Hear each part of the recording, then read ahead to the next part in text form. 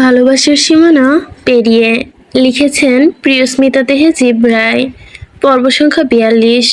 প্রহেলিকা চিৎকার দিয়ে উঠল। তার সামনের দুনিয়াটা ঝাপসা হয়ে পড়ে রইল। সে প্রণয়ের দিকে ঝাপসা দৃষ্টিতে তাকিয়ে আহটে কণ্ঠে বিকৃত করল, সব মিথ্যা হলে আমার ভালোবাসা মিথ্যা ছিল না প্রণয়। আমি তোমাকে অনেক ভালোবাসি প্রণয়। বলতে বলতে নিস্তেজ হয়ে গেল প্রহেলিকা। তীব্র ঘৃণায় মুখ ফিরে নিল প্রণয়। ঘাট থেকে সিরিঞ্জটা টেনে খুলে ডাস্টবিনে ছুঁড়ে মারল প্রণয়। ক্রোধে তার সর্বাঙ্গ তিরতির করে কাঁপছে। কপালের শিরাগুলো ধপধপ করছে। শুধু দরজার কাছে পা ভাঁজ করে দাঁড়িয়ে সিনেমা দেখার ভঙ্গিতে সকল দৃশ্য উপভোগ করতে করতে আয়েশি ভঙ্গিতে কফির মগে চুমুক দিচ্ছে। ঠোঁটের কোণে তার চিরপরিচিত সেই বাঁকা হাসি। সে প্রণয়কে ধীরে ধীরে আরো এগিয়ে যেতে দেখে বাঁকা হেসে এগিয়ে এলেও স্বাভাবিক কণ্ঠে, কুল ডাউন ইয়ান ম্যাং, এত হাইপার হলে হাড়ের জন্য মোটেও ভালো হবে না। আর আমি একজন রেসপন্সিবল হার্টের ডক্টর হয়ে এমন অনাচার হতে দিতে পারি না। প্রণয় ক্রুদ্ধ দৃষ্টিতে তাকালো শুদ্ধের দিকে। হাত মুষ্টিবদ্ধ করে বড় বড় নিঃশ্বাস ফেলতে বলল। শুদ্ধ ওর অবস্থা দেখে ঠোঁট এলিয়ে হাসলো। কফির মগে হাত ঘোরাতে ঘোরাতে বলল, বহু বছর পুষে রাখা রাগ কি আর দুটো থাপ্পড়ে যাবে? আরো দুটো লাগিয়ে দিতি। কিন্তু আফসোস, তুই চাইলে ওকে আর থেকে বেশি কিছু করতে পারবি না। Cause she is very dangerous. আমি যতই বলি ওর মাথা ভর্তি গো, কিন্তু তুই আর আমরা দুজনেই ও জানি ও আসলে কি কি করতে পারে। So be careful. ওর একটি সারা তোর আমার সবার জীবনে চোখে নিমেষে শেষ করে দিতে পারে। আর আমাদের বসে বসে দেখা ছাড়া কোনো গতি থাকবে না। প্রণয় বসা থেকে উঠে দাঁড়ালো। শুদ্ধের হাত থেকে কফির মগটা নিয়ে চুমুক দিল। হাসলো শুদ্ধ। দুজন প্রহেলিকাকে ওভাবে ফেলে রেখে চলে গেল। প্রণয় যেতে যেতে বলল, তোর এত উত্তেজনা কিসের? ডিস্ট্রয় করলে আমার লাইফ। ডিস্ট্রয় করেই দিয়েছে। তোর আর আমার কিছু করেনি, বরং এতে তোর সুবিধাই হয়েছে। শুদ্ধ আবারও প্রণয়ের হাত থেকে মুখটা নিয়ে তাতে চুমুক দিল। রহস্যময় কণ্ঠে বলল, তা অবশ্যই ঠিক বলেছিস। ও যা করেছে তাতে আমার লাভটা কিছু হলেও লস নেই। After all she is my charm partner. কিন্তু ভয় যে একটা জায়গাতেই। আমার প্রাণ পাখিটা যে ওর কাছে বাঁধা। ওকে বোকা বানিয়ে রাখতে পেরেছি বলেই এখনো আমার প্রাণ পাখিকে অক্ষত রেখেছে। না হলে ও যা হিংস্র পরায়ণ, তাতে তোকে পেতে শেষ করে দিতে পারে আমার সুইটহার্টকে। তখন তুইও মরবি, আমারও মরতে হতো। আর আমি এসব তোকে বলছি বা কেন? তবে ভাই, তোর ধৈর্য আছে, মানতেই হবে। তোর যা ধৈর্য আর 1% আমার নাই। কিভাবে এমন একটা জিনিসকে হ্যান্ডেল করিস ভাই? এই যে তুই দিন রাত ওর সাথে হ্যাপি কাপলের অভিনয় করিস, তোর হাত ধরে না? বিরক্ত লাগে না? প্রণয় ছাদের রেলিংয়ে হেলান দিয়ে তামাশা সম্মত আকাশের দিকে তাকায়। নিকশ কালো আধারের দিকে তাকিয়ে দীর্ঘশ্বাস ফেলে বলল, আমার জানকে বাঁচানোর জন্য এছাড়া আমার দ্বিতীয় কোনো রাস্তা নেই। এটা আমার জীবন হয়ে গেছে। বাঁচলে আমাকে এভাবেই বাঁচতে হবে। এর থেকে আমার মুক্তি নেই। এই আবরার শিকদার প্রণয় সম্পূর্ণ ফেঁসে গেছে। ও যদি কোনোভাবে একটু কিছু আজ করতে পারে, তো এর ফল ডিরেক্টলি ব্ল্যাকমেল করা স্টার্ট করে দিবে। আর আমায় ও তখন যা যা চাইবে তাই তাই করতে হবে। তখন আর এসব ছলচতুরিতে কোনো কাজে আসবে না। প্রণয় কথায় হঠাৎই শুদ্ধের ঠোঁটের করে দুষ্টু হাসি ফুটে উঠল। সে প্রণয়ের দিকে তাকিয়ে ভুরু নাচিয়ে বলল, ও তোর টাকা পয়সা কিছু চায় না, শুধু তোর দেহ চায়। তোর কি কপাল ভাই। প্রণয় তার দিকে রক্ত চোখে তাকালো। শুদ্ধ আবারও দুষ্টু হেসে বলল, বন্ধ ঘরে সাবধানে থাকিস ভাই। তুই ওই ঘরে থাকিস, আর এই ঘরে আমার ভয়ে কলিজা লাফায়। খালি মনে হয় কখন জানি তোর ইজ্জত লুটে নিল, কখন জানি তোকে সে খেয়ে ছেড়ে দিল। যতই হোক বিয়েটা তো সত্যি নয়। এখনই তোর ইজ্জত লুটে নিলে পরে তোকে কে বিয়ে করবে বল? সুধীর এমন সিরিয়াস টাইমে রসিকতা প্রচন্ড হতাশা হলো প্রণয়। শার্টের হাতা গুটিয়ে ধপাধপ সুধীর পিঠে কয়েক ঘা বসিয়ে দিল। আর ভার্জিনিটি নিয়ে তোকে তো চিন্তা করতে হবে না। পিঠ ধরে কোকে উঠল শুদ্ধ। এরপর কিছুক্ষণ নীরবে রইল। শুদ্ধ আকাশ পানে তাকে বুক ভরে নিঃশ্বাস নিতে বলল, আমার এখনো বিশ্বাস করতে ইচ্ছে হয় না তুই এত সহজে আমার সুইটহার্টকে আমার কাছে ছেড়ে দিলি। প্রিয়তাকে ছেড়ে দেওয়ার কথাটা কানে যেতে প্রণয়ের বুকটা ছ্যাদ করে উঠল। সে শুদ্ধের দিকে তাকিয়ে তাচ্ছিল্য করে বলল,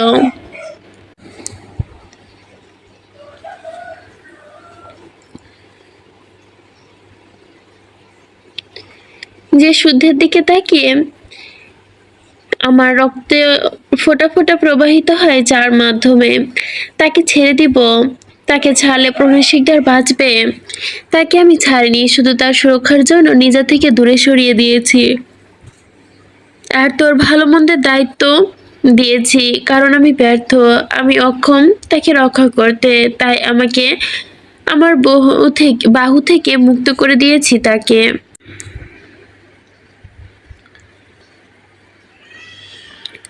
ওর বিষয়ে আমি একটা ক্ষুদ্র রিস্কও নিতে পারবো না। তাই আমার জানটাকে কখনো অমর্যাদা করিস না। ও একচুল পরিমাণ আঘাত পেলেও আমার হৃদয়টা সহ্য করবে না। পিছলে হাসলো শুদ্ধ। প্রণয় তার দিকে তাকিয়ে শান্ত কণ্ঠে বলল, আমার ভালোবাসা নিয়ে সন্দেহ করছিস? আমি যদি না থাকতাম প্রহেলিকা কি তোকে ছেড়ে দিত? তুই কি তখন পারতি প্রিয়তাকে আপন করে নিতে? আমি তোর প্লাস পয়েন্ট। তুই আমাকে বিশ্বাস করিস কারণ তুই জানিস তাকে যদি তুই চাস, যতটা তুই যতটা ভালোবাসিস ঠিক ততটা আমিও চাই, আমিও ভালোবাসি। এই যেমন তোর জীবন ও তেমনই আমারও জীবন।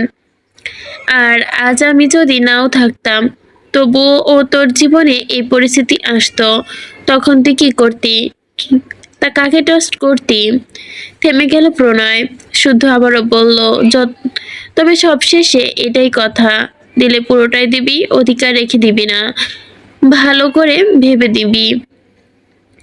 তাকে একবার আমার নামে লিখিয়ে নিলে এই জীবনে তো দূরের আখিরাতেও তাকে পেছে ফিরে তাকাতে দেব না। She is only mine. শান্তর প্রণয়ের চোখে শুদ্ধের দিকে দীপ্তিময় আগুন জ্বলে উঠল। শুদ্ধের এ কথায় চোখে দেখলো শুদ্ধের চোখে দীপ্তিমান হলো। শুদ্ধের এই কথায় তার মনটা সন্তুষ্ট হওয়ার কথা, তবু মুখটা এত পড়ছে কেন? সে ব্যথাতুর হেসে বলল, আমি তার মালিক নই, আমি তোকে দেওয়ারও কেউ নই। তাকে নিজে অর্জন করে নিতে হবে। আমি তাকে স্বাধীনভাবে মুক্ত চিন্তায় মানুষ করেছি, কারণ আমি তার উপর জোর জবরদস্তি দিয়ে চাপিয়ে দিতে পারবো না। এমনকি তোকে বিয়ে করার জন্য জোর করতে পারবো না আমি। শুদ্ধ সামনের দিকে তাকিয়ে বলল, জানি আমি তুই এসব করতে পারবি না, তোকে করতে হবেও না। তুই জাস্ট তোর সব অধিকার তুলে নে আমার সুইটহার্টের ওপর থেকে, আর বাকিটা আমি বুঝে নেব। প্রণয় শান্ত চোখে শুদ্ধের দিকে তাকিয়ে রইল। তার চোখে মুহূর্তে দুষ্প্রাপ্য সেই ভালোবাসা তীব্র আকাঙ্ক্ষা। তার বলা এক একটা কথা প্রণয়ের হৃৎপিণ্ডে ঠিক কোথায় যে লাগছে সেটা যদি শুদ্ধ একবার দেখতে পেত, তবে হয়তো আর কখনো প্রিয়তাকে পেতে চাইতো না। যদিও শুদ্ধ বুঝে না এমনটা নয়, সে সবকিছু বুঝে, তবুও কিন্তু কিছু ক্ষেত্রে মানুষ বড্ড স্বার্থপর। শুদ্ধরও তেমনটাই হয়েছে। তাই শুদ্ধ আবারও বলল, কলেজের কি খবর?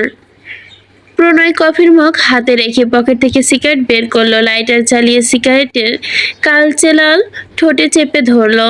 দীর্ঘ নিঃশ্বাসের ধোঁয়াটা ফুসফুসে টেনে নিতে নিতে বলল, কনফার্ম। আর ভিসা পাসপোর্ট 2 মাস টাইম লাগবে। শুদ্ধ একটা সিগারেট জ্বালিয়ে নিজের গোলাপি ঠোঁটে চেপে ধরলো। সিগারেটের বিষাক্ত ধোঁয়া বাতাসে মিশিয়ে বলল, ওকে কানাডা পাঠিয়ে দিচ্ছিস, ভালো কথা, কিন্তু ও যতদিন কানাডায় থাকবে। আমার কানাডা যাওয়া বারণ কেন?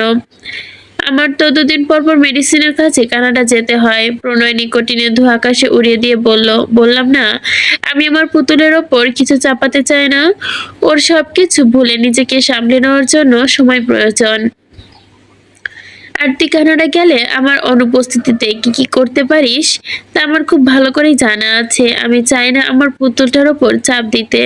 ও এখন কোনোভাবেই তোকে একসেপ্ট করতে পারবে না, আর তোকে একসেপ্ট করতে না পারলে আমিও কিছু করতে পারবো না। তাই এটা আমাদের প্রথম শর্ত, যা সবার ওপরে। ও যতদিন কানাডায় থাকবে তুই কানাডায় পা রাখবি না। হাসলো শুদ্ধ, আফসোস করে বলল, এসব চক্করে আমি বুড়ো না হয়ে যাই। বয়স তো প্রায় 30-এর কাছাকাছি, তবে বুড়ো হলেও আমার সুইটহার্ট কে লাগবে। মলিন হাসলো প্রণয়, মনে মনে বলল, জান তুই কি কখনো তোর প্রণয় ভাইকে ক্ষমা করবি? আমি কি তোর উপর জুলুম করছি? কিন্তু আমার যে আর কোনো রাস্তা নেই জান। তোর প্রণয় ভাই যে বড্ড অসহায়, সে চাইলেও নিজের ইচ্ছায় মরতেও পারে না। আর বেঁচে থাকতেও আমার জান কিভাবে একটু একটু করে শেষ হতে দিতে পারি না আমি। তোকে ভালো রাখার জন্য তোর প্রণয় ভাইকে সব সহ্য করে নিতে হবে। শুধু তুই ভালো নেই, এই একটা কথা সহ্য করতে পারবো না আমি। জানি তুই আমাকে খুব ভালোবাসিস, আমার থেকে দূরে গেলে হয়তো আমার জন্য খুব কাঁদবি। কাঁদ, সমস্যা নেই, দূরে থেকেই কাঁদ। আমি তো আর দেখবো না। আমার কথাও আমার কথাও ওর নেই, কিন্তু তুই যদি আমার সামনে থেকে প্রতিদিন কাঁদিস, আমি স্থির থাকতে পারি না রে। আমার সব আগে থেকেই শেষ হয়ে যায়। তাই আমাকে ক্ষমা করে দিস জান, দূরে না থাক। সব সময় মনে রাখবি, তুই তোর প্রণয় ভাইয়ের প্রাণ ভোমরা। কাছে থাক বা দূরে থাক, তোর ভালোবাসা প্রণয় ভাই তার মৃত্যু অবধি শুধু তোর জন্যই রাখবে। শুদ্ধ প্রণয়ের দিকে তাকিয়ে মনে মনে বলল, আমি জানি তোর কোথায় কষ্ট হচ্ছে, কিন্তু কিছু আমার কিছু করার নেই ভাই। আমি ওই জায়গায় বড্ড স্বার্থপর। আমার যে তাকে চাই চাই। প্রিয়তা এসিতে ফুল পর দিয়ে খাটের মাঝখানে এলোমেলো ভঙ্গিতে চিৎপটাং হয়ে ঘুমিয়ে আছে। তার এক হাত খাটের বাইরে, এক পা খাটের বাইরে, দীঘল কালো চুলের অর্ধেকটা মুখের ওপর ছড়িয়ে আছে। তার বাকিটা অর্ধেক মাটির সাথে লুটোপুটি খাচ্ছে। ফোনটাও পিঠের নিচে পড়ে আছে। ঘুমানোর সময় তার হুঁশ জ্ঞান বলে কিচ্ছু থাকে না। ঘুমানোর স্টাইল অরণ্য আর সমুদ্র থেকেও বিচ্ছিরি, তবুও সুন্দর লাগছে। তার সামনে কাউছে কেউ পায়ের ওপর পা তুলে একদৃষ্টে তাকিয়ে আছে, তবে তার মনোযোগ অন্য কোনো দিকে নেই। স্থির দৃষ্টে সে কেবল তৃষ্ণার্থ নিবারণের মতোই তাকিয়ে আছে প্রিয়তার দিকে। তার দৃষ্টির ব্যাকুলতা বলে দিচ্ছে এই নারীটা তার কত আপন। এই নারীর সঙ্গে দূরত্ব মেনে নিতে বেঁচে থাকা তার পক্ষে সম্ভব না। এই নারীকে হারালে সে নিঃস্ব সর্বশান্ত হয়ে যাবে। তবু এই নিষ্ঠুর নিয়তি তার থেকে এই নারীটাকে কেড়ে নিবে। এই নারীকে তাকে অন্য কাউকে দিয়ে দিতে হবে। ব্যক্তি যতই পরাক্রমশালী হোক না কেন, সময় আর পরিস্থিতি কখনোই তার কথাই চলে না। সময়ের কাছে একজন নিষ্ঠুর মানুষও পরাজিত হয়। পরিস্থিতির নিষ্ঠুরতার কাছে তার সকল নিষ্ঠুরতা ফিকে হয়ে যায়। যার অন্যর কলিজা ছিঁড়ে নিতে মায়া হয় না, সময় তার থেকে নিজের কলিজা ছিঁড়ে নিবে। সে দীর্ঘ শ্বাস ফেলে এগিয়ে গেল প্রিয়তার দিকে, যত্ন সহকারে সোজা করে শুয়ে দিল। পিঠের নিচ থেকে ফোনটা বের করে পাশে সেন্টার টেবিলের ওপর রাখলো। পাশে বসে আলতো হাতে মুখের ওপর থেকে চুলগুলো সরিয়ে দিল। নরম চোখে চেয়ে রইল প্রিয়তার অতি প্রিয় নিষ্পাপ মুখখানার দিকে। গভীরভাবে চেয়ে থেকে কপালে সময় নিয়ে উষ্ণ পরশে এঁকে দিল। সাথে সাথে প্রিয়তা খপ করে তার টি শার্ট ধরে ফেললো। ঘুম জড়ানো কণ্ঠে বলল, আপনি এসেছেন প্রণয় ভাই। বলে ঘুমের ঘরে মাথাটা বালিশ থেকে তুলে প্রণয়ের কোলে এলিয়ে দিল। দুহাতে ক্রমে জড়িয়ে ধরে আবারও গভীর নিদ্রায় তলিয়ে গেল। নিজের সাথে জড়িয়ে থাকা ছোট দেহটার দিকে তাকিয়ে ক্রিচিত হেসে ফেলল প্রণয়। মেঝেতে পড়ে থাকা চুলগুলো তুলে বেনুনি করতে করতে বিড়বিড় করে বলল, এভাবে চললে সেদিন আর বেশি দূর না, যেদিন তুইও আমার মতো হয়ে যাবি। তোর এই আসক্তি আমি কিভাবে কমাবো রে জান? তুই অবচেতন অবস্থায় আমার অনুভূতি অনুভব করিস। এত ভালোবাসিস কেন? এত ভালোবাসা নিয়ে কিভাবে বাঁচবি তুই?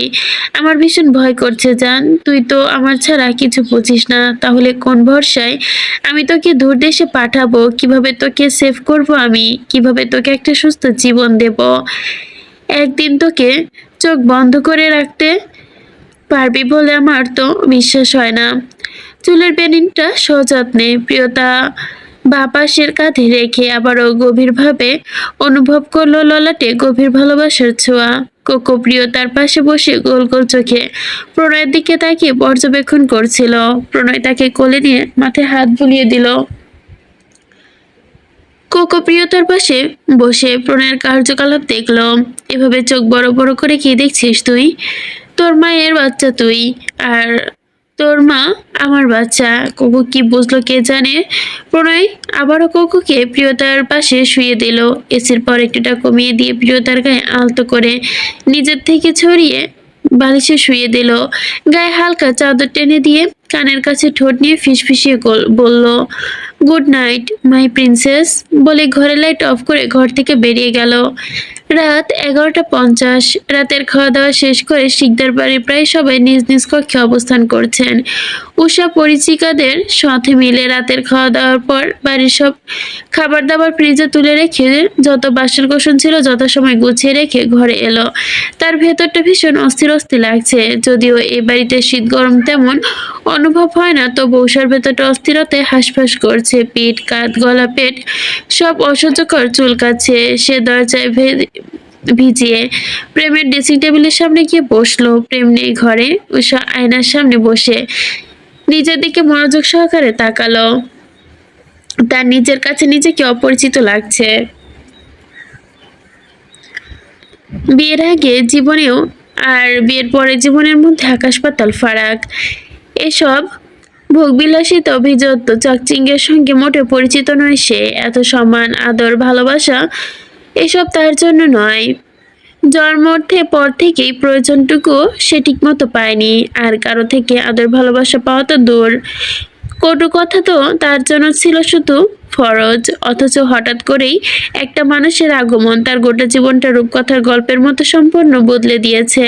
সামান্য একটা আদর, যত্ন আর সম্মান পাওয়াতেই তার নিজস্ব সৌন্দর্যের কলি থেকে পরিপূর্ণ পুষ্পে ফুটিত হচ্ছে যেন। এই বাড়ির মানুষজন সেভাবে সম্মান দিয়ে কথা বলে। এভাবে কেউ কখনো তাকে সম্মান দেবে, ভালোবেসে কথা বলবে তা কল্পনাও করতে পারেনি উষা।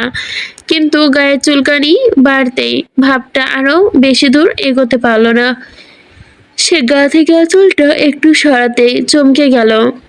গলায়, বুকে, হাতে ছোট ছোট লাল লাল কি যেন বের হয়েছে। ভয় পেয়ে গেল উষা। বেশি চুলকাচ্ছে। চুলকাতে গেলেই জ্বালা করছে। উষা বুঝলো এসব ভারী শাড়ির প্রভাব। পিঠটায় কি চুলকাচ্ছে। সে খোলা চুলগুলো পিঠ থেকে সরাতে কাঁধের এক পাশে এনে পিঠ চুলকাতে লাগলো।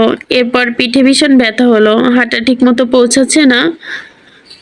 তার এসব আপ্রাণ চেষ্টার মধ্যে দরজা খুলে প্রবেশ করলো প্রেম। ঘরে পা রাখতেই দৃষ্টি অটুট হলো ড্রেসিং টেবিলের সামনে ভুরু কুচকানো মেয়েটার দিকে। উষা বাঁকা হয়ে পিঠ চুলকানোর চেষ্টা করছে। প্রেম দরজা বন্ধ করে জিজ্ঞাসা করলো, কি হয়েছে? এমন ছটফট করছো কেন? প্রেমের কণ্ঠ কানে আসতে চমকে লাফিয়ে উঠল উষা। সাথে সাথে শরীরে আঁচল দিয়ে ঠিক করে নিল। চুলকানিগুলো বাদ দিয়ে পিঠ ঢেকে ফেললো। দরজা বন্ধ করে উষার কাছে এলো প্রেম। পাশ থেকে টুল টেনে উষার পাশে বসতে বসতে ভুরু নাচিয়ে জিজ্ঞাসা করলো, কি সমস্যা? উষা প্রেমের দিকে তাকিয়ে তৎক্ষণাৎ আপত্তি জানিয়ে বলল, কিছু না। প্রেম কিছু না বলতে চেয়ে রইল উষার দিকে। মুখ দেখে স্পষ্ট বোঝা যাচ্ছে কিছু একটা হয়েছে। এত করে বলার পরেও এই মেয়েটি তাকে কিছু বলতে চায় না। সে আবারও কিছু বলে উষার টুল ধরে ঘুরিয়ে দিল। চমকে উঠল উষা। প্রেম বসা থেকে উঠে দাঁড়ালো। আলতো হাতে উষার পিঠ থেকে চুল সরিয়ে এক পাশে রাখলো। সাথে সাথে চোখ কুঁচকে বন্ধ করে নিল উষা। প্রেম পূর্ণ দৃষ্টিতে তাকালো উষার পিঠের দিকে। যদিও ওর ব্লাউজ পিঠ অতটা বড় নয়, মোটামুটি কাঁধ অব্দি। গলা পিঠ ভালো মতো দেখলো। ফর্সা ত্বক, গালে লাল লাল র্যাশ বেরোচ্ছে। প্রেম কিছু বলতে গিয়ে চুপ হয়ে গেল। কিন্তু একটা দেখে তার চেহারার অভিব্যক্তি যেন পরিবর্তন হয়ে গেল। ভালো মতো খুঁটিয়ে দেখলো ফর্সা পিঠের ওপর বেশ বড়সড় একটা কালচে নীল দাগ। প্রেম আলতো হাতে সেটা ছুঁতে বলে মৃদু আর্তনাদ করে উঠল উষা। উষার আর্তনাদে হালকা কেঁপে উঠল প্রেম। আবারও মনোযোগ দিয়ে দেখলো একটা আঘাতের দাগ। আবারও উষার পাশে টুলে বসে পড়ল প্রেম। উষাকে নিচের দিকে ঘুরিয়ে কঠিন করে প্রশ্ন করলো, কে মেরেছে? উষা মাথা নিচু করে রইল। উত্তর দিল না। প্রেম উষাকে ভালো করে দেখে দু হাতে আলচালা উষার মুখখানা তুলে ধরলো। উষার চোখে পানি নিয়ে টলমল করছে। প্রেম অবাক কণ্ঠে বলল, কণ্ঠ কিছুটা নরম করে শুধালো, কে মেরেছে বলো আমায়? তুমি কিন্তু আমায় কথা দিয়েছ আমার কথার অবাধ্য হবে না। প্রেম উষার আদরের প্রশ্রয় পেয়ে কান্না করে দিল। কান্না করে দিল উষা। সে ফুপিয়ে উঠে আচমকায় প্রেমের বুকে হাঁচড়ে পড়লো। হতভম্ব হয়ে গেল প্রেম। উষা প্রেমের টি শার্ট খামচে ধরে মৃদুভাবে ফোপাতে লাগলো। মেয়েটাকে প্রাণপণে চেষ্টা করছে নিজের কান্না আটকে রাখার। তাকে ব্যর্থ হওয়া তাকে ব্যথা দেওয়া মানুষের তো অভাব ছিল না, কিন্তু ব্যথা পাওয়ার পর একটু সান্ত্বনা দেওয়া, একটু স্বস্তি দেওয়ার, বুকে মাথা রাখার সুযোগটা বড়ই অভাব ছিল তার। প্রেম নিজেকে ধাতস্থ করলো। ধীরে ধীরে হাত বুলিয়ে দিতে লাগলো উষার চুলে। কণ্ঠ খাদে নামিয়ে ধীরে ধীরে হাত বুলিয়ে দিতে লাগলো উষার চুলে। কণ্ঠ খাদে নামিয়ে শুধালো, শাহ কাঁদে না, আমাকে বলো সব। উষা প্রেমের বুক থেকে মাথা তুলল না। বুকে মাথা রেখে ফুপিয়ে ফুপিয়ে বলতে লাগলো, বড় চাচি খুন্তি গরম করে পিঠে চেপে ধরেছিল। উষার বাক্যটা আশ্চর্য হলো প্রেম। এতটা নিষ্ঠুর মানুষ কিভাবে হতে পারে? সে উষার চুলে হাত বুলাতে বুলাতে অন্তত আদুরে কণ্ঠে বলল, কেন? উষা প্রেমের টি শার্টে নাকের পানি মুছে বলল, বিয়ের দিন সকালে রান্নাঘরে বসে চাচি অনেকক্ষণ ধরে লোকের সাথে বিয়ে নিয়ে কথা বলছিল, কিন্তু আমি রাজি হচ্ছিলাম না বলে প্রথমে অনেক মেরেছে, তারপরও রাজি হয়নি, তখন খুন্তি গরম করে পিঠে চেপে ধরেছিল। এমন নির্মম অত্যাচারের কথা শুনে কেঁপে উঠল প্রেমের বুক। সে উষাকে নিজের কাছে আরো টেনে নিল, কিন্তু উষাকে কাঁদতে দিল। অতঃপর উষার মুখ তুলে আলতো করে নরম গালে মুছে দিয়ে প্রতিশ্রুতি দিয়ে বলল, আজ তোমার স্বামী তোমায় ওয়াদা করছে ভবিষ্যতে আর কেউ কোনোদিন একবারের জন্যও তোমার গায়ে হাত তোলা তো দূরের কথা, অসম্মানজনক একটি বাক্য বলতে পারবে না। তোমাকে কিছু বলার আগে তাকে তোমার স্বামীর মুখোমুখি হতে হবে। তুমি একা ছিলে, তোমাকে রক্ষা করার মতো কেউ ছিল না। এখন থেকে বাকি জীবন তোমার সাথে আমি থাকব। আর এই আহ্বান শিকদার প্রণয়। তার স্ত্রীর চোখে এক টুকরো পানি আনতে দিবে না। তাই আর কেঁদো না। উষা একটু ধাতস্থ হলো। প্রেম বসা থেকে উঠে গিয়ে অলমেন্ট নিয়ে এসলো। আবারও উষার পিঠ থেকে চুল সরিয়ে সযত্নে ক্ষতস্থানে মলম লাগাতে লাগলো। প্রেমের প্রতিটা স্পর্শে কেঁপে উঠলো উষা। প্রেম অয়েলমেন্ট লাগিয়ে নরম চোখে তাকায় উষার দিকে, ধীর কণ্ঠে বলল, কাল সকালের মধ্যে ব্যথা কমে যাবে, আর একদিনের মধ্যে দাগটা মিলেও যাবে। তুমি আর ওসব পুরনো কথা কখনো ভাববে না। উষা স্নিগ্ধ চোখে তাকালো প্রেমের দিকে। সত্যি আল্লাহ যাকে দেয় দুহাত ভরে দেয়, কিন্তু তিনি কি বরং দয়াবান। তিনি কখনোই কাউকে আজীবন কষ্টে রাখেন না। তাই উষা বুঝেছে এত বছর আল্লাহ কষ্ট দিয়ে তার ধৈর্যের পরীক্ষা নিয়েছে। তার সামনের মানুষটা তার অগাধ ধৈর্যের ফল। তাই অতীতে করা কষ্ট নিয়ে তার আর আফসোস নেই। প্রেম উষাকে মাথা থেকে পা পর্যন্ত দেখে বলল, এসব কি পরেছ? প্রবলেম হচ্ছে না? এগুলোর জন্যই তো তোমার গায়ে র্যাশ বেরোচ্ছে। যাও, কমফোর্টেবল কিছু একটা পরে আসো। প্রেমের কথা আবারও মুখ কালো করে ফেললো উষা। ক্ষীণ কণ্ঠে বলল, আর কি কমফোর্টেবল পরবো? আরো যে দুটো শাড়ি আছে ওগুলো তো এরকমই, প্রায় একই রকম। অবাক হলো প্রেম। উষার দিকে তাকিয়ে বলল, মানে তোমার কোনো থ্রি পিস টু পিস নাই? দুপাশে মাথা নাড়ল উষা। প্রেম ভাবলো সত্যি তো উষাকে এগুলো কিনে দেওয়া হয়নি। সে মৃদু কণ্ঠে বলল, ঠিক আছে, কাল সকালে আমার সাথে শপিং মলে যাবে, আমি তোমাকে তোমার প্রয়োজনীয় যা যা লাগবে সব কিনে দিব। উষা সম্মতি জানাতে আবার হাত চুলকাতে লাগলো। প্রেম লক্ষ্য করলো উষার গায়ের রেশ বাড়ছে। সে দ্রুত উষাকে নিয়ে নিজের ওয়ার্ডরোব খুঁজে সামনে দাঁড় করায়। মাথা থেকে পা অব্দি একবার উষার হাইট মেপে নিল। উষা তার বুকের একটু নিচে। সে ওয়ার্ডরোব খুলে নিজের একটা ফুল হোয়াইট ফর্মাল শার্ট উষাকে দিল। উষা গোল গোল চোখে তাকিয়ে শার্টটার দিকে বিস্ময় কণ্ঠে বলল, এটা দিয়ে কি করবো? প্রেম সোজা হয়ে তাকালো উষার দিকে। চকিতে মুখের দিকে তাকিয়ে স্বাভাবিক কণ্ঠে বলল, যা পরে আছো এগুলো ছেড়ে এটা পরে আসো, না হলে সারা রাত ঘুমোতে পারবে না। আর তাছাড়া 1-2 ঘন্টার মধ্যে এমন চুলকানি শুরু হবে যে এমনিতেই এগুলো খুলে ফেলতে বাধ্য হবে। এর থেকে ভালো না হয় এগুলো আগেই পাল্টে ফেলো। উষা ভাবনার মতো তাকিয়ে রইল প্রেমের মুখের দিকে। প্রেম যদিও কথাগুলো খুব স্বাভাবিকভাবে বলছে। উষা শার্টটা হাতে নিয়ে ভাঁজ খুলে দেখলো এই শার্টটা মধ্যে ওর মতো আরো দুজন অনায়াসে ফিট হয়ে যাবে। সে শার্টটা থেকে একটু ইতস্ত বোধ করলো। শুধু এটা পরবো কিভাবে? প্যান্ট কোথায়? উষার কথা প্রেমের হাসি পেল। উষার হাইট দেখে দুষ্টু এসে বলল, তুমি আবার প্যান্ট পরবে? উষা লজ্জায় মাথা নিচু করে নিল। মুচকি এসে নিজের একটা ট্রাউজার বের করে উষার হাতে দিল। যাও পরে আসো। উষা চোখ তুলে তাকালো প্রেমের দিকে। উষার কেন জানি মনে হচ্ছে এই লোকটা তাকে নিয়ে রসিকতা করছে। প্রেম ব্যস্ত কণ্ঠে বলল, এখানে দাঁড়িয়ে থাকবে?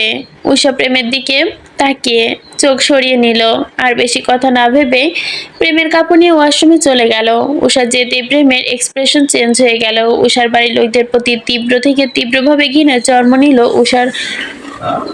প্রেমের কণ্ঠে ঘৃণিত করেই বলল, ওরা কি আসলে মানুষ? এত ছোট একটা মেয়েকে এভাবে আঘাত করে কি করে? প্রেম বড় বড় নিঃশ্বাস ফেলে বিছানার দিকে এগোয়। আচ্ছা হইলে শুলো, কিন্তু মিনিট 20 পার হয়ে যাওয়ার পরও যখন উষা ওয়াশরুম থেকে বের হলো না, এবার ভুরু কুঁচকে ফেললো প্রেম। শোয়া থেকে উঠে ওয়াশরুমের সামনে গিয়ে ডাকলো, উষা, আজ রাতটা কি ওয়াশরুমের ভেতরে থাকার প্ল্যান আছে? সে মুখের কথা শেষ করার আগে ওয়াশরুমের দরজা খুলে গেল। প্রেম তীক্ষ্ণ নজরে তাকালো সেদিকে। উষা দুহাতে প্রেমের ট্রাউজার উঁচু করে ব্যাঙের মতো লাফিয়ে লাফিয়ে কোনো রকম ওয়াশরুম থেকে বেরিয়ে এলো। প্রেমের শার্টটা ঝুলে তার হাঁটুর নিচে। দেখে মনে হচ্ছে এক পা সামনে দিলে উল্টা খেয়ে পড়ে যাবে। আর তাই হলো। প্রেমের দিকে এক পা বাড়াতেই প্রেমের ট্রাউজারে পা পিছলে ধপাস করে পড়ে যেতে নিল। সাথে সাথে ছুটে গিয়ে হাত টেনে ধরলো প্রেম। সোজা করে দাঁড়িয়ে ভুরু কুঁচকে নাচিয়ে বলল, এই জন্যই প্যান্ট দিতে চাইনি। এবার যাও, এটা খুলে আসো। প্রেম নিচের দিকে তাকিয়ে ঠোঁট ঢোক গিলল উষা। নিচু কণ্ঠে বলল, না থাক। প্রেম চোখ ছোট ছোট করে বলল, ওকে তাহলে ছেড়ে দেই। বলেই ছেড়ে দিল। সাথে সাথে আটকে উঠলো। প্রেমের টি শার্ট আঁকড়ে ধরলো উষা করুণ চোখে তাকিয়ে প্রেমের দিকে। প্রেম ট্রাউজার এর পকেটে হাত ঢুকে বলল, যাও প্যান্ট ছেড়ে আসো। উষা করুণ চোখে তাকিয়ে প্রেমের ট্রাউজারটা টেনে ধরে লাফিয়ে লাফিয়ে ওয়াশরুমে ঢুকে গেল।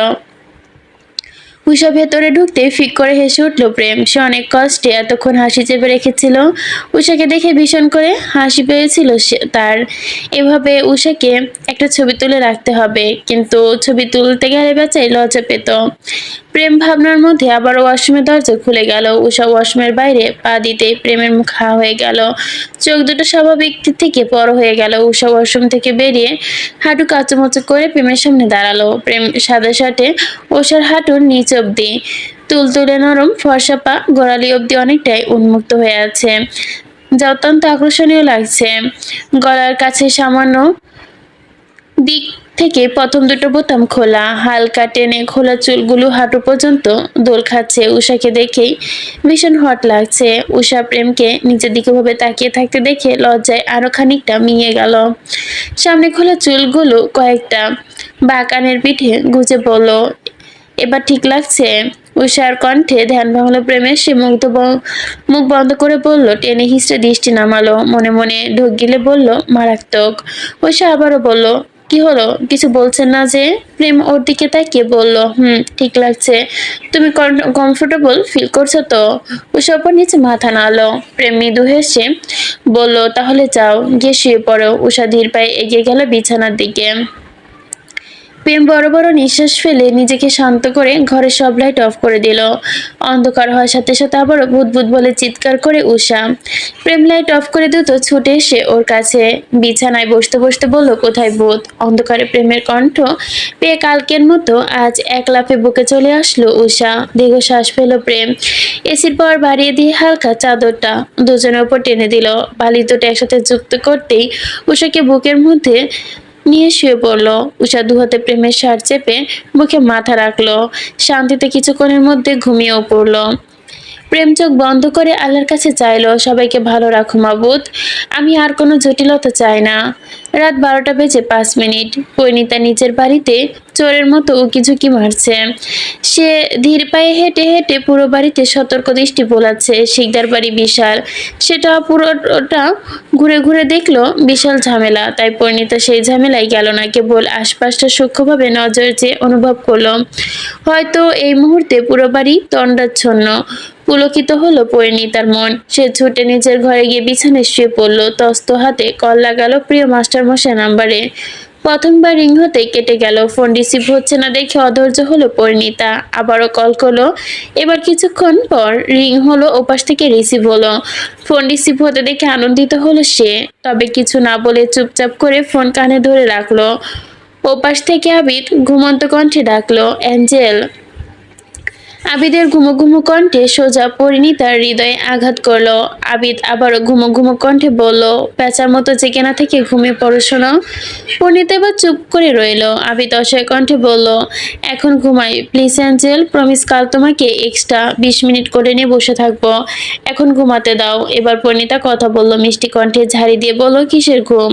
এখন কোনো ঘুম টুম নেই, এক্ষুনি মানে এক্ষুনি বাসার নিচে আসুন। আবিদ কিছু বলতে চাইলো, তার আগে পরিণীতা তাকে থামিয়ে দিয়ে বলল, না থাক, একটু সময় নিয়ে আসুন, কিন্তু 1 ঘন্টার মধ্যে আসবেন। বলে আবিদকে কিছু বলার সুযোগ না দিয়ে কট করে কলটা কেটে দিল। আহত কণ্ঠে আবিদ, ঘুম আর তার পুরোপুরি হলো না। ঘুম তার পুরো দুনিয়া থেকে মাথার ওপর দিয়ে ঘুরিয়ে যাচ্ছে। ঘুমিয়েছে মাত্র 20 মিনিট হলো, এর মধ্যে পরি ফোন করে ঘুমের 12টা বাজিয়ে দিয়েছে। আবিদ কোনো রকম শরীরটা টেনে তুলে বসলো, হাই তুলে বলল, যেমন বাপ তার তেমন মেয়ে। বাপ আমায় জানে মারতে চায়, আর মেয়ে আমায় ওভারডোজ দিয়ে মারতে চায়। আবিদ বিছানা হাতড়ে চশমা খুঁজে চোখে পড়ে নিল। বিছানা থেকে নেমে ফ্রেশ হয়ে চলে গেল। পরিণীতা ফোন রেখে গুল হয়ে বসলো। তার কি যে ভালো লাগছে আজ, যদিও মাস্টার মশাইয়ের কাঁচা ঘুমটা ভাঙিয়েছে দেবার জন্য কিছুটা খারাপ লাগছে, তবুও সে তার মনকে বলছিল বড় বড় কাজের জন্য মাঝে মাঝে ছোট ছোট ত্যাগ স্বীকার করতে হয়। সে ফোন রেখে উঠে বসলো। ওয়াশরুম থেকে ভালো করে হাত মুখ ধুয়ে এলো। নিজের পুরো ওয়ার্ডরোব ঘেটে একটা সুন্দর কালো রঙের হালকা শাড়ি বের করলো। আয়নার সামনে দাঁড়িয়ে নিজের গায়ে ধরে দেখলো কেমন লাগছে। শাড়িটা গায়ে ধরতে পরিণীতার ফর্সা ত্বকে সাথে কালো শাড়িটা ঝট করে মিলে গেল। হাসলো পরিণীতা। শাড়িটা তার সাথে ম্যাচিং হওয়ায় ম্যাচিং ব্লাউজ পেটিকোট নিয়ে ওয়াশরুমে চলে গেল। পাক্কা 10 মিনিট লাগিয়ে শাড়িটা পরিপূর্ণ পরিপাটি করে পরে বের হলো। কারণ ধীর পায়ে ঠোঁটে তার ধীর পায়ে হেঁটে গিয়ে পরিণীতার সামনে দাঁড়ালো। দুধে হালতা দেহে কালো শাড়িটা নজর কাড়ছে। পরিণীতা নিজেকে দেখে লজ্জা পেল। ড্রেসিং টেবিলের ড্রয়ার খুলে শাড়ি ম্যাচিং কালার চুড়ি বের করে নিল। হাঁটু ছুঁই ছুঁই চুলগুলো হাতে পেঁচিয়ে অতি সাবধানভাবে হাত খোপা করে নিল। কানে একজোড়া মাঝারি সাইজের অক্সিডাইজ ঝুমকো পরে নিল। চোখ দুটো হালকা কাজল দিল। ডাকা একটা লিপস্টিক তুলে নিল ঠোঁটে। অনেকক্ষণ ভেবেচিন্তে লিপস্টিকটা আবারও ভালোভাবে লাগিয়ে নিয়ে দেখলো ভালো লাগছে না। তারপরে সেটা আবারও বদলে একটা পিঙ্ক টিট লাগিয়ে নিল। সবচেয়ে টিপের পাতা থেকে ছোট্ট একটা কালো টিপ নিয়ে কপালে পরে নিল সবশেষে। মেয়েটা শুধু নামে পড়ে না, আসলে পরিণীতা আয়নার দিকে তাকিয়ে লাজুক কণ্ঠে বলল, আপনার কাছে সুন্দর লাগবে তো মাস্টার মশাই। নিজের দিকে চেয়ে চেয়ে থাকতে থাকতে পরিণীতা মনে মনে পড়ে গেল সেই দিন মাস্টার মশাইয়ের বলা কথাগুলো। সাথে সাথে লজ্জায় লাল হয়ে গেল তার মুখ। কিন্তু আর কিছু একটা মনে পড়তেই লাফিয়ে উঠল পরিণীতা। ফোন হাতে নিয়ে ছুটলো নিচে। পরিণীতের দিকে ওদিকে সাবধানে ডাইনিং টেবিল ক্রস করতে রান্নাঘরে গেল। রান্নাঘরে সব কিছু উষা পরিপাটি করে রেখে গেছে। পরিণীতা ফ্রিজ থেকে দুধের বোতল বের করলো, ক্যাবিনেটের ওপর রাখলো। শাড়ির আঁচল কোমরে গুজে গ্যাস অন করলো। তাতে স্টিলের হাঁড়ি বসিয়ে 1 লিটার দুধ জাল দিল। পাশে ছোট্ট একটা পাত্রে গোবিন্দভোগ চাল খুলে ভিজিয়ে রাখলো। কিছুক্ষণ পর দুধ ফুটে উঠলো। তাতে ধীরে ধীরে চাল দিয়ে জাল দিল। একটু সাবধানে হাঁড়ি ধারে ধারে জমে থাকা ক্রিম নেড়ে নেড়ে কাঠের চামচ দিল। কিছুক্ষণ পর দুধ চালে মিশ্রিত এলাচ বাদাম কিশমিশ ভালোভাবে মিশিয়ে নিল। কিছুক্ষণের মধ্যে পায়েসের মিষ্টি গন্ধে গোটা রান্নাঘর মম করতে লাগলো। পরিণীতা পায়েসটা হাতে নিয়ে মুখে দিতে গিয়ে থেমে গেল। দুহাত দিয়ে দেখলো রান্না হয়ে গেছে কিনা। ধিমে আছে, আরো কিছুক্ষণ লাগতে পারে। রান্না করে নামানোর আগে ওপর থেকে একটু ঘি ছড়িয়ে দিল। পরিণীতা বাহাতে উল্টে পিঠে ঘাম মুছলো। পায়েসের হাঁড়িটা নামিয়ে অন্য পাশে রাখলো। ব্যস্ত হাতে অন্য একটা পাত্রে ডিম ভেঙে তাতে চিনির গুঁড়ো অ্যাড করলো। ডিমের সঙ্গে তা ফেটাইয়ে নিল। বিটারের মাধ্যমে একসাথে মিশিয়ে ধীরে ধীরে গোলাতে লাগলো। মিশ্রণটা ভালোভাবে মিশে গেলে তাতে তেল, দুধ আর ভ্যানিলা এসেন্স মিশিয়ে নিল। ময়দার বেকিং পাউডার ছেঁকে নিয়ে অল্প অল্প করে ব্যাটারে যোগ করলো। ওভেনটা আগে থেকেই প্রিহিট দিয়ে রেখেছিল, তাই ব্যাটারটা কেক মোল্ড করে ঢেকে দিল ওভেনে ঢুকিয়ে। 15 মিনিট পর ওভেন খুলতেই যে এক গন্ধ বের হলো, তাতে পরিণীতার মুখ উজ্জ্বল হয়ে উঠল। কেক বের করে একটি টিফিন বাটির মধ্যে ঢাললো। ওপর থেকে আনভিত্ত করে ক্রিম দিয়ে লিখে দিল হ্যাপি বার্থডে মাস্টার মশাই। রান্না শেষ। পরিণীতা আরেকটা টিফিন বাটিতে বেশ কয়েক পরিমাণ পায়েস দিল। দুটো বাটির ঢাকনা লাগিয়ে পরিণীতা ফোন বেজে উঠল। পরিণীতা তন্তু হাতে ফোন রিসিভ করতেই আবিদের মোলায়েম কণ্ঠ, মশার কামড় খাওয়ার জন্য ডেকে এনেছে অ্যাঞ্জেল। আবিদের কথায় পরিণীতার একটু কষ্ট হলো। সে তত্র কণ্ঠে বলল, একটু অপেক্ষা করুন, আমি আসছি এখনই। আমি ছোট করে বলল, পরিণীতা টিফিন বাটি দুটো একটি পলিথিনে ভরে ভালোভাবে গিট দিয়ে নিল। যদিও দুটো বাটি অনেক গরম। পরিণীতা পলিথিন ব্যাগটা নিয়ে ধীর পায়ে চুপি চুপি শিকদার বাড়ির মেন গেট খুলে বেরিয়ে এলো। পরিণীতা যতই ভাবুক তাকে কেউ দেখছে না, কিন্তু তাকে ঠিকই একজন দেখতে পেল, যা তার পূর্বের ক্রোধকে আরো বেশি বৃদ্ধি করলো। সে ফোন বের করে কারো নাম্বারে কল লাগালো। পরিণীতা চুপি চুপি পদ্মপুকুর পেরিয়ে সে পেয়ারা গাছটার কাছে এলো। পলিথিন ব্যাগটা ডালে ঝুলালো। সে শাড়ি পরে এখন গাছ উঠবে কিভাবে? তবুও শাড়ির কুচি ধরে জুতো ফেলে কোনো মতে গাছে উঠে গেল। শিকদার বাড়ির 12 ফুট উঁচু পাঁচিল। এখান থেকে পড়লে কি হবে তা ভেবে তার কলিজা কেঁপে ওঠে। সে গাছের ডাল থেকে পলিথিন ব্যাগটা না নিয়েই চোখ বন্ধ করলো। আল্লাহর নামে লাফ দিল সেকেন্ডের মাঝেই। নিজেকে কারো কোলে অনুভব করলো পরিণীতা। তাতেই তত্ত্ব নিঃশ্বাস ফেলল। মানুষটার গা থেকে ভেসে আসছে সেই পরিচিত পুরুষালী গন্ধ, যা পরিণীতার মনকে শান্ত করে দিল। পরিণীতা চোখ পিটপিট করে খুলে তাকাতে আবিদের দিকে। আবিদের চোখে মুখে ঘুমের রেশ এখনো লেপ্টে আছে। কি ভীষণ আদরে লাগছে তাকে। পরিণীতা তো টপাটপ কয়েকটা চুমু খেয়ে নিতে মন চাইলো। সে ভুরু কুঁচকে পরিণীতার মুখের দিকে তাকিয়ে আছে। তাকে নিজের দিকে ভুরু কুঁচকে তাকিয়ে থাকতে দেখে পরিণীতার মাথায় দুষ্টু বুদ্ধি খেলে গেল। সে নিজের মনের ইচ্ছা দমাতে না পেরে টুপ করে তার গালে চুমু খেয়ে ফেলল। পরিণীতার চুমুতে ধ্যান ভাঙল আবিদের। সে আস্তে আস্তে পরিণীতাকে রাস্তার মাঝে দাঁড় করিয়ে দিল। আবারও পরিণীতা উপরের থেকে নিচ পর্যন্ত ভালোভাবে স্ক্যান করে সন্দেহন কণ্ঠে বলল, কি ব্যাপার? পরিণীতা মাথা তুলে তাকালো আবিদের দিকে। আবিদ দুপা এগিয়ে এসে বলল, খুন করার প্রস্তুতি নিয়ে এসেছো তো কেন? আবিদের কথায় আহম্মক হয়ে গেল পরিণীতা। কপাল কুঁচকে বলল, কাকে খুন করব, আর কেন বা খুন করব? আবিদ জবাব দিল না, শুধু অস্থির চোখে তাকিয়ে রইল। পরিণীতা কৌতূহলী চোখের দিকে তাকিয়ে আবিদের ডান বাহু জড়িয়ে ধরে বলল, এখানে দাঁড়িয়ে থাকবে? যদি ওপর থেকে কেউ দেখে ফেলে? আবিদ নির্লিপ্ত কণ্ঠে বলল, নিলে নেবে। ভালোবাসতে ভয় নয়, মার খেতেও ভালোবাসতে ভয় না করলেও মার খেতেও ভয় করা উচিত না। পরিণীতা তার হাত টেনে এগিয়ে যেতে যেতে বলল, আমি থাকতে আমার মাস্টার মশাইকে কে মারবে শুনি? আমি থাকতে আমার মাস্টার মশাইকে কাউকে ছুতে দেব না। হেসে ফেললো আবিদ। পরিণীতার পায়ে পা মিলিয়ে বলল, দেখা যাবে। পরিণীতা আত্মবিশ্বাসী কণ্ঠে বলল, দেখে নিয়েন। জ্যোৎস্নার রাতে চাঁদনির আলোয় পথঘাট আলোকিত হয়েছে সুস্পষ্ট। পরিণীতা তার দিকে উল্টো দিক রাস্তা ধরে হাঁটল। আবিদ খানিক অবাক হলেও কোনো প্রশ্ন করল না, শুধু নিষ্পাপ চোখে তাকিয়ে রইল পরিণীতার মায়াবী মুখের পানে। আসলে সুন্দর নারী যতই সুন্দর সে ততই ধ্বংসের মূল। এই যে মধ্যরাতে পূর্ণচন্দ্রের আলোর মতোই সপ্তাদশী কি জানে তাকে কতটা মোহনীয় লাগছে।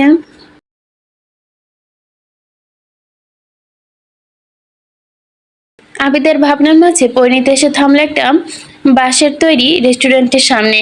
যদিও এটা অত্যন্ত সাধারণ একটা রেস্টুরেন্ট, বাঁশের তৈরি, এখানে গ্রামের লোকজন এসে খাওয়া দাওয়া করে। আবিদ বন্ধ রেস্টুরেন্টের দিকে তাকিয়ে প্রশ্ন করলে, এখানে কেন এসেছো অ্যাঞ্জেল? এটা 10টার সাথে সাথে বন্ধ হয়ে যায়, আর এখন তো প্রায় রাত 2টা। মিষ্টি হাসলো পরিণীতা আবিদের আঙুলের ফাঁকে আঙুল গজে দিয়ে। তাকে এগিয়ে গেল রেস্টুরেন্টের দিকে। আলতো হাতে দরজা ঠেলেই দরজা খুলে গেল। কি আশ্চর্য হলো আবিদ! ভেতরে হালকা আলো জ্বলছে, কিন্তু ভেতরে দাঁড়ালো না পরিণীতা। আবিদকে টেনে নিয়ে রেস্টুরেন্টের ভেতরে ঢুকে গেল। আর একটু এগিয়ে গিয়ে আলতো হাতে দরজা খুলে দিল। আবিদ শুধু বিস্ময় চোখে তাকিয়ে পরীর কাণ্ড কারখানা দেখছে। পরিণীতা আবিদের দিকে তাকিয়ে আছে। তারপর আবিদকে নিয়ে রেস্টুরেন্টের বাইরে পা রাখতে অত্যন্ত আশ্চর্য হলো আবিদ। এই রেস্টুরেন্টের উল্টো দিকটা খোলা, একটা ছোট পার্কের মতো। জায়গাটা বেশ ছোট, কিন্তু অনেক বেশি সুন্দর ও মনোমুগ্ধকর লাগছে। কিন্তু এখন জায়গাটা যেন স্বর্গের মতোই উদ্যান লাগছে আবিদের কাছে। জায়গাটা পুরোটা ফেরি লাইট দিয়ে সাজানো। খোলা জায়গাটা স্বপ্নের মতোই সুন্দর। জায়গাটা ঠিক মাঝখানে একখানা ছোট গোল টেবিল, সাদা কাপড়ে ঢাকা, ওপরে কাচের বাটি ভর্তি গোলাপের পাপড়ি, তার দুপাশে কাঠের চেয়ার। আবিদের ভাবনার মধ্যে তার মুখের সামনে কেক ধরল পরি। আবিদ অবাক চোখে তাকিয়ে রইল পরির দিকে। পরির সামনে কেক ধরে মিষ্টি কণ্ঠে বলল, জানি আপনার জন্মদিনে আসল সময় পেরিয়ে গেছে, তবুও এই পরির পক্ষ থেকে তার মাস্টার মশাইয়ের জন্য ছোট্ট ভালোবাসা। আবিদ মুগ্ধ চোখে চেয়ে রইল পরির মায়াবী মুখের দিকে। কিছুটা আশ্চর্য কণ্ঠে বলল, আজ আমার জন্মদিন, মনে রেখেছো? অথচ আমি নিজেই মনে রাখিনি। পরিণীতা মৃদু হাসলো। কেকটা টেবিলের ওপর রেখে আবিদের হাতে ছুরিটা তুলে দিয়ে বলল, জানি না আপনার জানি তো আপনার মনে নেই, থাকবারও তো কথা না। আমি তো আছি, আপনি আমার, তাই আমার মাস্টার মশাই ছোট ছোট সবকিছু খেয়াল রাখার দায়িত্ব আমার। অফুরান্ত ভালোবাসা নিবেন, এই পরি আপনার কাছে আর কিছু চায় না। তীপ্ত চোখে তাকালো আবিদ। ছুরি পাশে রেখে আচমকা পরীকে শক্ত করে জড়িয়ে ধরলো। কিছুটা হতবাক হলো পরি, কিন্তু আর কোনো প্রশ্ন করলো না। চুপ করে অনুভব করতে লাগলো মাস্টার মশাইয়ের ভালোবাসা। আবিদ শক্ত করে নিজের বুকে চেপে ধরলো নিজের প্রাণকে।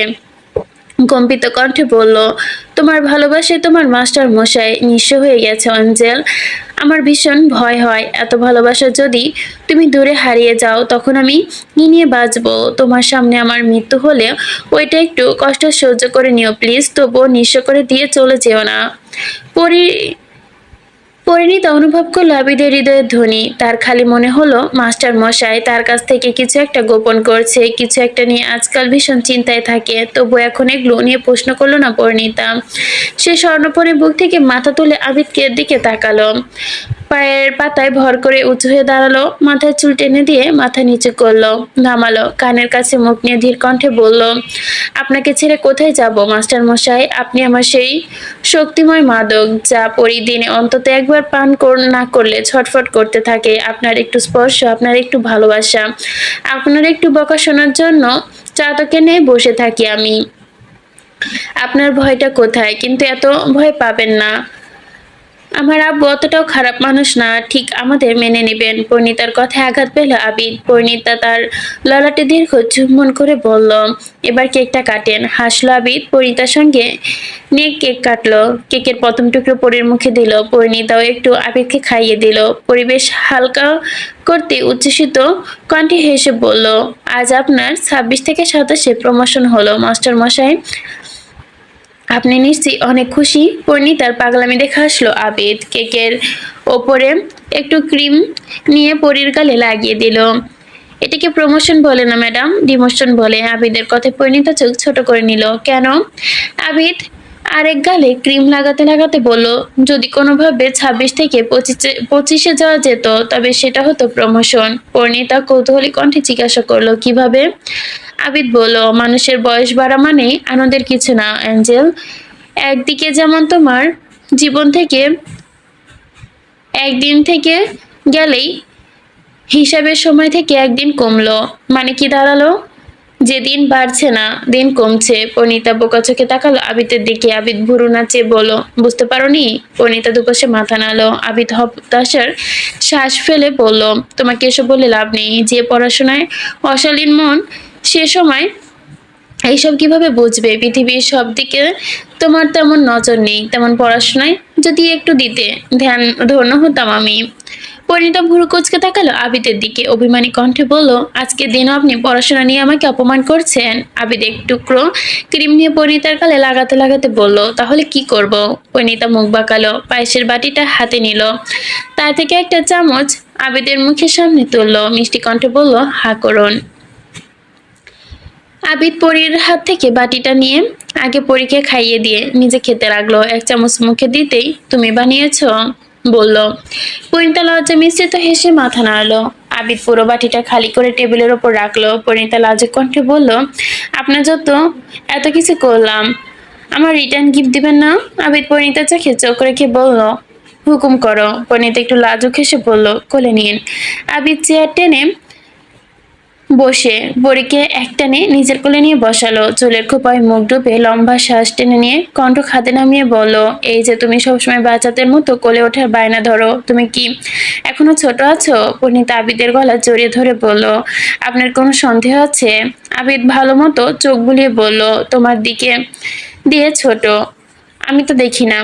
আবৃত্তির কথায় লজ্জা পেল পরিণীতা, তবে ধমে না গিয়ে ধীর কণ্ঠে বলল, আপনার চোখে পাওয়ার বেড়েছে, চশমা পাল্টান। আমি এখনো বাবু। আবিদ ভুরু কুঁচকে বলল, আমার চোখের পাওয়ার বেড়েছে? পরিণীতা উপর নিচে মাথা দোলালো। পরিণীতা লজ্জা মিশ্রিত মুখে দেখলো আবিদের ভেতরটা ধকধক করতে শুরু করলো। মেয়েটা এত মায়াবী কেন? মনে মনে সাদমান শিকদারকে প্রশংসা করলো। বেটা ক্রিমিনাল হোক আর যাই হোক, বেটার ফ্যাক্টরির প্রোডাক্ট A+। আবিদকে এর কেমন নেশা ধরে যাচ্ছে। আবিদ একটু অস্থির কণ্ঠে বলল, চলো তোমাকে বাড়ি দিয়ে আসি। সঙ্গে সঙ্গে পরিণীতা বিরোধিতা জানালো, অনিচ্ছা প্রকাশ করে বলল, এখন যাব না। অভিমানী কণ্ঠে বলল, আপনার কাছে এলেই শুধু দাঁড়াতে চান কেন? আবিদের শরীর খারাপ লাগছে। ওই দিনের মতো আজকাল এই মেয়ের কাছে থাকলে তার সবকিছু এলোমেলো লাগে, গভীরভাবে ছুঁয়ে দিতে মন চায়। তার মেয়েটা তো বাধা দেয় না। পরিণীতা কোলে বসে বসে উসখুস করছে। আবিদ ভুরু কুচিয়ে বলল, ছটফট কেন করছো? পরিণীতা আহত চোখে তাকালো আবিদের দিকে। উঠে যেতে যেতে অভিমানী কণ্ঠে বলল, কিছু না। আবিদ স্পষ্ট বুঝলো পরিণীতার চোখের ভাষা। সে আবারও চেপে কোলে বসিয়ে দিল, দুহাতে পেট জড়িয়ে কাঁধের কাছে মুখ নিয়ে নিঃশব্দ কণ্ঠে বলল, এমন করো না অ্যাঞ্জেল, এত বেপরোয়া হওয়া ভালো না। মানুষের জীবন বলা যায় না কখন কি হয়। আজ তোমাকে ছেড়ে দিলে কাল যদি মরে যাই, হয়তো বা অতটা গভীরে ছুলাম না, তবুও কিছুটা স্পর্শ তোমার লেগে যাবে। সেদিন হয়তো ভুলবশত হয়ে গিয়েছিল, কিন্তু সবসময় জেনে বুঝে এতটা এগোনো ঠিক না। আর এগুলো বড় সাংঘাতিক নেশা অ্যাঞ্জেল, যা একবার পেলে বারবার পেতে ইচ্ছে করে, আর তা সবসময় নিয়ন্ত্রণের মধ্যে থাকে না। যদি নিয়ন্ত্রণ হারিয়ে বেশি কিছু হয়ে যায়, তখন কি করবে? তাই নিজেকে সামলে নাও, আমাকে মেরো না। পরিণীতা সব কিছু শুনল না। সে অস্থির হয়ে গেল আবিদের মুখে মৃত্যু শব্দটা শুনে। তার চোখে পানি টলমল করছে। সে কোল থেকে উঠে ছটফট করে উঠল, ছাড়ুন আমাকে, আপনার সঙ্গে কোনো কথা নেই। বলতে বলতে কেঁদে দিল।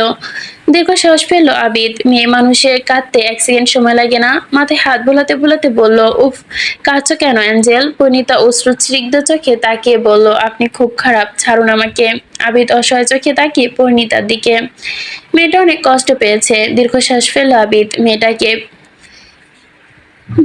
মেয়েটাকে মেয়েটার ভবিষ্যৎটা শুনতে চায় না। চোখের সামনে যখন দেখবে তখন কিভাবে সহ্য করবে?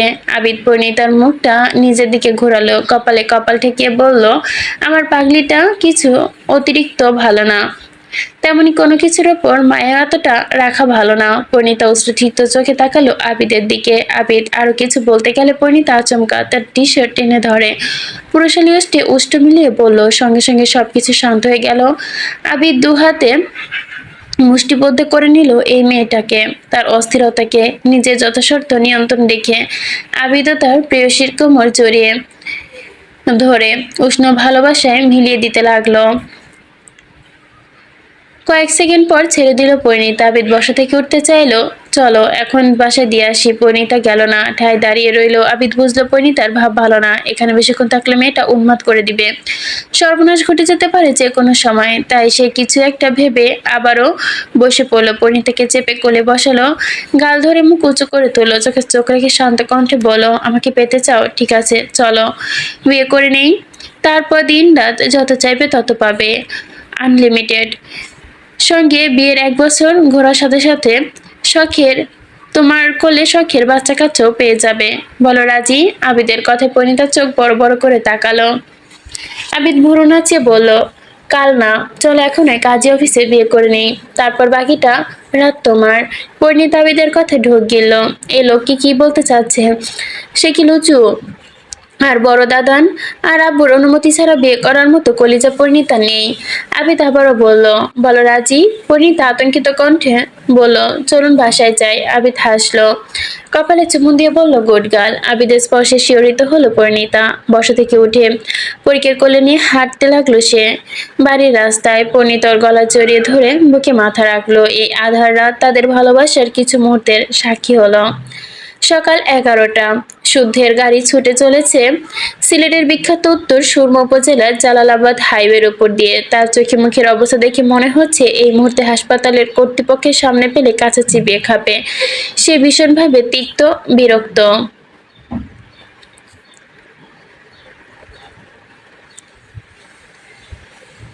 কাল সারা রাত ড্রাইভ করে সে সিলেট এসেছে মূলত একটা মেডিসিন ক্যাম্পেইনের জন্য।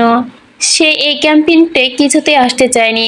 সে একজন সার্জন, আর সার্জনদের ক্যাম্পেইনে কোনো কাজ থাকে না। তবুও কর্তৃপক্ষ এমনভাবে অনুরোধ করলো যে ফেলতে পারেনি শুদ্ধ। মেডিসিন ক্যাম্পেইনের উদ্দেশ্য কালকে সবাই সিলেটে চলে এসেছে, কিন্তু শুদ্ধ কাল গুরুত্বপূর্ণ দুটো সার্জারি থাকায় সে দলের সাথে আসতে পারেনি। শুদ্ধ গুগল ম্যাপ দেখে গাড়ি ড্রাইভ করছিল।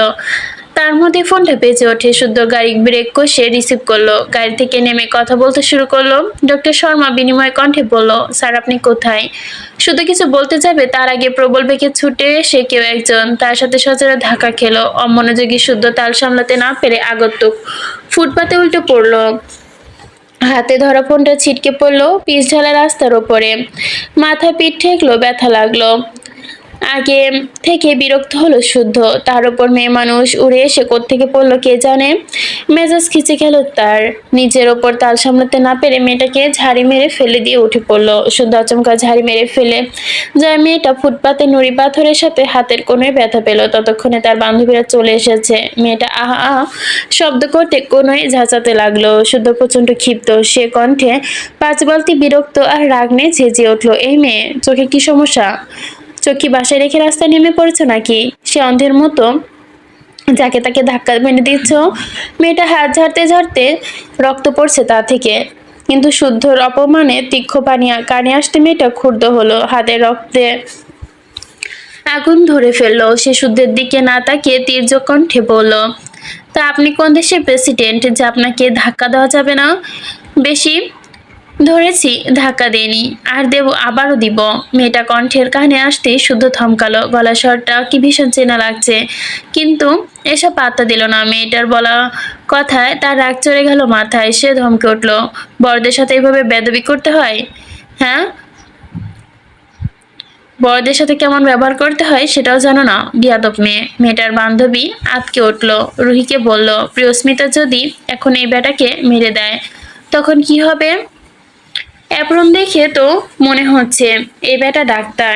যারাও ভয়ে ভয়ে তাকালো প্রিয়স্মিতার দিকে। প্রিয়স্মিতা হাতের মুঠো শক্ত করে অগ্নি চোখে শুদ্ধের দিকে তাকাতেই তার পৃথিবী থেমে গেল। আশেপাশের দুনিয়া স্টপ হয়ে গেল। ক্রুদ্ধ দৃষ্টিতে কয়েক সেকেন্ড চলে গেল যেন। প্রবল রোদের মধ্যে তাপে শুদ্ধ অতি সুদর্শন চেহারাখানা কিছুটা রক্তিম, তার ওপর অতিরিক্ত রাগে আর বিরক্তিতে মাখা মুখটা, গা জ্বালাদয় এক্সপ্রেশন। প্রিয়স্মিতার মাথা ঘুরে গেল। মুহূর্তে শুদ্ধের রূপের আগুনে ঝলসে গেল সে। শুদ্ধ তখনও ননস্টপ ধমকে যাচ্ছিল। ধমকে ধমকে শুদ্ধের দৃষ্টি আটকালো মেয়েটার চোখের দিকে। সাথে সাথেই ধমকানো থামিয়ে দিল শুদ্ধ। মেয়েটা কলেজ ড্রেস পরে আছে, কাঁধে কলেজের ব্যাগ, মুখে কালো মাস্ক, দুপাশে বেনি, দুটো হাঁটু অব্দি ছুঁড়ে আছে, কিন্তু এসবের দিকে দৃষ্টি আটকালো না শুদ্ধের। সে থেমে গেল চিরচেনা পরিচিত নীলাভ আখি চুকলে। সে প্রিয় চোখে দুটো চাহনিতে শুদ্ধের বুকের ভেতরে হাতুড়ি পেটা শুরু হয়ে গেছে। কিন্তু এই নীল চোখধারী এখানে আসবে কিভাবে? আর এই মেয়েটা যা যাবে কিভাবে? তার হৃদয় হরিণী কিভাবে হতে পারে? তেতো কোমল শুদ্ধের ধূসর বর্ণের চোখের চাহনিতে মুহূর্তে ঘায়েল হয়ে সেন্সলেস হয়ে পড়ে গেল প্রিয়স্মিতা। সাথে সাথে শুদ্ধ নিজের অজান্তে তার কোমর আঁকড়ে ধরে, হাত দিয়ে মুখ চেপে ধরলো। রুহি দৃষ্টি বিরক্ত কণ্ঠে বলল, এমন টান টান উত্তেজনার মাঝে কেউ জ্ঞান হারায়? শুদ্ধ কোমর আঁকড়ে ধরে অতি মনোযোগ সহকারে চেয়ে আছে মেয়ের বন্ধ চোখের দিকে। এই চোখের পাপড়িগুলো প্রচন্ড চেনা লাগছে তার। সে কৌতূহলবশত মেয়েটার মাস্ক হাত দিতে যেতেই পেছন থেকে তুহিনা চিৎকার দিয়ে উঠল, শুদ্ধ ভাই! তুহিনার কথায় থেমে গেল শুদ্ধ। আচমকায় মেহরিমার কোমর ছেড়ে দিল, সাথে সাথেই পড়ে ধরে ফেললো যারা। ডক্টর রোজা, ডক্টর শর্মা আর তুহিনা ছুটে এলো। শর্মা বললেন, কি হলো স্যার, আপনি এখানে? আর অ্যাপ্রনটা এভাবে নষ্ট হলো কিভাবে? শুধু নিজের অ্যাপ্রনের দিকে তাকিয়ে মেয়েটার দিকে তাকালো। ডক্টর রোজা বললেন, স্যার আপনি চলুন এখান থেকে, এই রোদের মধ্যে থাকবে না। শুদ্ধ সম্মতি জানালো। তুহিনা শুদ্ধের ফোনটা কুড়িয়ে এনে দিল যারার কাছে থেকে। প্রিয়স্মিতার দিকে তাকে সন্দেহ ভরা দৃষ্টিতে বলল, কিন্তু তোমার এই অবস্থা কেন? আর এই মেয়েটাই বাই ভয় পড়ে আছে কেন? কিন্তু তুহিনাকে 5 পয়সা গুরুত্ব দিল না শুদ্ধ। ডক্টর শর্মা বললেন, স্যার আর গাড়িতে যেতে হবে না। শুধু ভুরুকুচকে প্রশ্ন করলো, কেন? ডক্টর রেজা বলল, হাসপাতাল অথরিটি থেকে এই পাশের কলেজটায় আমাদের থাকার ব্যবস্থা করা হয়েছে। শুদ্ধ আশ্চর্য হলো, হোয়াট? ডক্টর রেজা ভয়ে ঢোক গেলেন, গলা ভিজে বললেন, ইয়েস স্যার। শুদ্ধ উল্টো ঘুরে যেতে বলল, ইম্পসিবল, আমি কলেজ থেকে ক্যাম্পিং করতে পারবো না। I will back to Dhaka. Doctor Reza Sharma একে অপরের দিকে তাকিয়ে দ্রুত কর্তৃপক্ষকে ফোন লাগালো। সকলেই গেটের কাছে ছিলেন। শর্মার কল্পে এক প্রকার ছুটে এলেন শুদ্ধ গাড়ির দরজায় হাত দিতেই। হেড এসে অনুরোধ করতে শুরু করলো, প্লিজ স্যার, এই ক্যাম্পেইনে আপনার উপস্থিতি আমাদের জন্য সবচেয়ে বেশি অ্যাচিভমেন্ট। প্লিজ স্যার, আপনার জন্য এক্সট্রা বুকিং করে রেখেছি। সবকিছু ঠিক থাকবে। শুদ্ধ শান্ত চোখে তাকায় অথরিটি হেডের দিকে। কিছুক্ষণ তাকে গাড়িতে বসতে বসতে বলল, অ্যাড্রেস সেন্ড করুন, আই নিড টু রেস্ট বলে শুরু করে চলে গেল। হেড অফ হাঁফ ছেড়ে বাঁচল। তুহিনা এখনো সন্দেহ দৃষ্টিতে তাকিয়ে প্রিয়স্মিতার দিকে। ডক্টর শর্মা বলল, চলুন মিস চৌধুরী। তুহিনা আর না ভেবে পা বাড়ালো কলেজের দিকে। রুহি পাশের দোকান থেকে পানি এনে মাস্ক সরিয়ে মেহেরিনার চোখে মুখে ছিটালো। কিছুক্ষণের মধ্যে জ্ঞান ফিরে গেল মেহেরিমার। যারা বলল, হঠাৎ করে ওই ডাক্তারকে দেখে জ্ঞান হারালি কেন?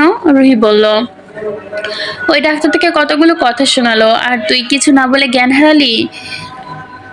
শেষ। প্রিয়স্মিতা প্রিয়স্মিতা এবারও কোনো প্রশ্ন উত্তর দিল না। তার বুকে সমুদ্রের ঢেউ তোলপাড় চালিয়ে যাচ্ছে মনের থির থেকে। চোখের সামনে ভাসছে শুদ্ধের রাগান্বিত মুখ। প্রিয়স্মিতা হ্যাং হয়ে যেতে যেতে আবারও বিস্ফোরিত চোখে একে অপরের দিকে তাকালো। যারা হাতে পানি নিয়ে প্রিয়স্মিতার মাথা তালুতে দিল, তুই ঠিক আছিস ভাই? প্রিয়স্মিতা যারার দিকে তাকিয়ে অদ্ভুত চোখে ঠোঁট এলিয়ে হাসলো। তোড়া করে বসা থেকে উঠে পড়ল, মাথা ঝেঁচিয়ে বলল, হে শালিরা, বাই বাই, কাল দেখা হবে বলে বাঁকা হেসে উল্টো দিকে দৌড় দিল। রুহি চিৎকার দিয়ে বলল, প্রিয়, রিভেঞ্জ নিবি না? দাঁড়া শোন। কিন্তু কারো কোনো কথা না শোনে ছুটতে চলল প্রিয়স্মিতা। তার পান পাতা মুখে লেগে আছে রহস্যের হাসি। রুহি বলল, এটা কি হলো? যারা আশ্চর্য এবং অবাক কণ্ঠে বলল, এই প্রথমবারই ও কাউকে আস্ত ছেড়ে দিল। সৃষ্টি বলল, তোর কি মনে হয়? নুহা বলল, তোরা ওইসব বাদ দে। এই ডক্টরকে দেখেছিস? কি হ্যান্ডসাম অ্যান্ড সেক্সি। আর অ্যাটিটিউড দেখেছিস? হাই, দিল মে পানি হো গায়া। রুহি একই ভঙ্গিতে বলল, হে ইয়ার, এত হট ডাক্তার আমার হোল লাইফে একটাও দেখিনি। রুহি সন্দেহীন কণ্ঠে বলল, তোদের কি মনে হয় যে ওই ডক্টরের হটনেস দেখে টাসকি খেয়ে গেছে? যারা পাত্তা না দিয়ে বলল, ইম্পসিবল, ও ছেলেকে দেখে টাসকি খাবে, এটা হতেই পারে না। রুহি বলল, তাহলে জ্ঞান হারালো কেন? সৃষ্টি একটু ভেবে বলল, সে তো ওই ভালো বলতে পারবে।